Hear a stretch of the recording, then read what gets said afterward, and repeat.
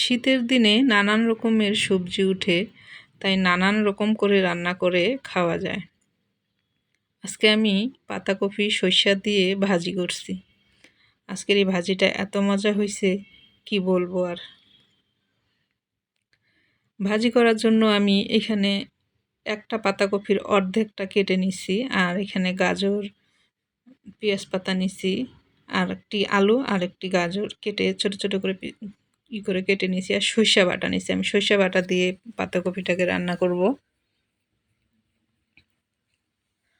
এখানে একটা কড়াই নিছি, কড়াইয়ের মধ্যে আমি পরিমাণ মতো তেল দিয়ে দিলাম। আমি একটু তেল মশলা কমই দেই, কম করেই খাই। বেশি মশলা খেলেই যে আপনার রান্না খুব মজা হবে তা না। রান্নার কাছে সব কিছু মশলা তেল কম খাওয়াটাই সবথেকে স্বাস্থ্যকরের জন্য ভালো।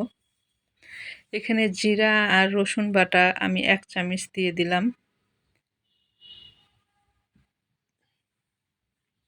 দিয়ে একটু নাড়াচাড়া করে আমি এখানে 2 চামচ সরিষা বাটা দিয়ে দিলাম। সরিষা বাটাটা যখন দিবেন তেলের মধ্যে তখন কিন্তু খুব ফুটবে চারোদিকে।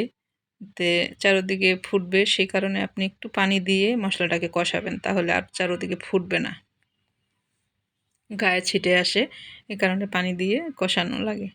আমি 1 চামচ হলুদ দিয়ে দিলাম, 1 চামচ মরিচের গুঁড়া। আপনি চাইলে এটা কাঁচামরিচ দিয়েও রান্না করতে পারেন শুধু। আমি কালারের জন্য শুকনা মরিচটা দিছি। 1 চামচ দিছি ধনিয়ার গুঁড়া, আর 1/2 চামচ সামান্য আমি একটু গরম মশলার গুঁড়া দিছি। দিয়ে মশলাটাকে খুব সুন্দর করে কষাই নিলাম। মশলাটাকে একটু ভালো করে কষাবেন।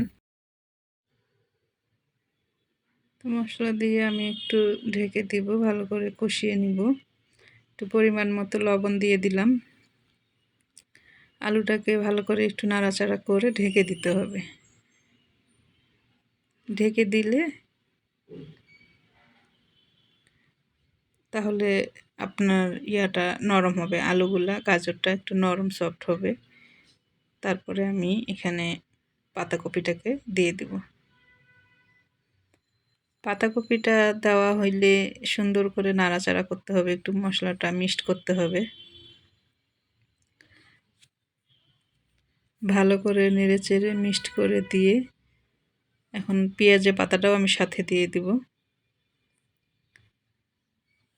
পেঁয়াজের পাতাটা দেওয়া হইলে আর একটু ভালো করে নাড়বো, সুন্দর করে নেড়েচেড়ে উল্টে পাল্টে একদম মশলা যেন মিক্সড হয় সেভাবে করতে হবে। আমি কয়েকটা কাঁচামরিচ কেটে দিয়ে দিয়েছি।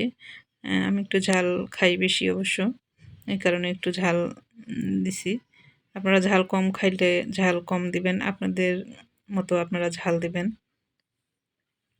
ভালো করে নাড়াচাড়া করে এটাকে ঢেকে দিতে হবে, যাতে পাতাকপিটাও একটু নরম হয়। পাতাকপির থেকে কিন্তু পানি বের হয়ে আসবে। পাতাকপিটাকে সুন্দর করে নাড়াচাড়া করে পানিটাকে একটু শুকায় নিতে হবে। আমি কিন্তু পাতাকপিটাকে একবারে লাল লাল করে ভাজি করব না, একটু কাঁচা কাঁচা ভাব থাকবে, সেই ভাবে আমি নামাবো।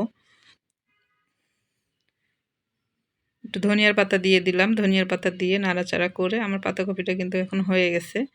এখন আমি একটা বাটিতে বেড়ে নিচ্ছি। দেখতে পাচ্ছেন পাতাকপিটা আমি কিন্তু এটা একটা সবজির মতনই হয়েছে।